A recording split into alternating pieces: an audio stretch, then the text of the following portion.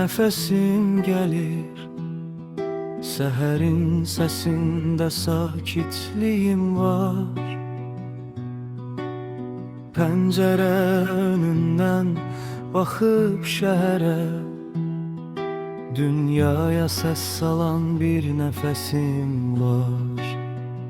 Şükür bugünüme yaşayıram, göylerde ulduz tek parlayıram.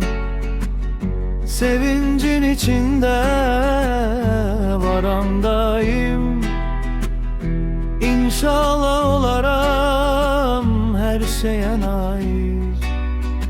Şükür bugünüme yaşayıram, göylerde ulduz tek parlayıram. Sevincin içinde varamdayım, İnşallah olaram her şeye nail.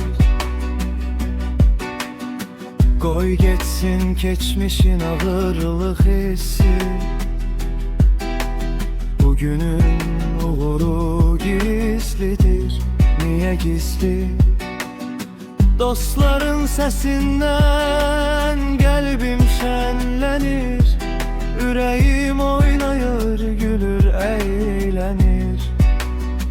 Şükür bugünüme yaşayıram, göylerde ulduz tek parlayıram.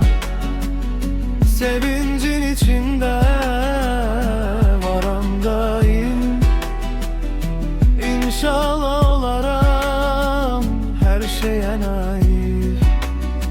Şükür bugünüme yaşayıram,